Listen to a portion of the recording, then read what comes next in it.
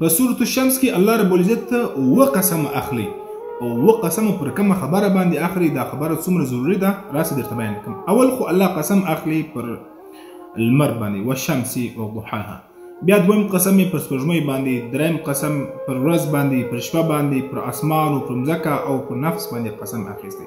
د کومې خبرې دپاره؟ دې دپاره چې زما د قسم وي قد افلح من زکاها، هغه کس کامیاب سلو چې کوم چا د خپل نفس هغه پاک وساتي د ګناهونو څخه، د شراب، د زنا، د غلا، د ظلم، د دوکې، د دروغ، د غیبت او د ټولو ګناهونو څخه چې کله د خپل ځان پاک وساتي. الله وایي زما د قسم چې دا کس کامیاب سو. الله پر دې خبره قسم اخلي. او بله خبره واورئ، وقد خاب من دساها، الله فرمایي وایي هغه کس ناکامه سلو چې کوم چا د خپل نفس د ګناهونو څخه پاک نه کړي، چې کوم چا د مرګ څخه مخکې توبه نه وایستله او د خپل ځان د ګناهونو څخه راونه ګرځاوئ او د سمې لارې انتخاب یې ونه کړئ او هر وخت دروغ، غیبت، غلا، زنا، شراب، بدنظري دغه ټولو ګناهونو سې ځان نه وکاتئ، نو الله فرمایي دغه کس ناکامه سلو. الله وایي زما د قسم چې دا کس ناکامه سلو.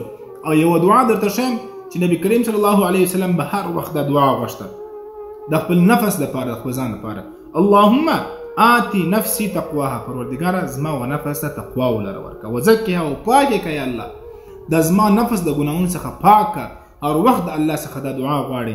انت خیر من زکاها انت ولیها و مولاها، دا دعا در سره یاد کړئ او دغه پیغام مخ د سره واوروئ، د سره شریک کړئ چې مسلمانانو ته دغه ورسیږي چې کوم څوک پر خپل نفس باندې یو جهاد وکړي، پر خپل نفس باندې کوشش وکړي، جهاد معنا کوشش وکړي چې دغه نفس د ګناهو څخه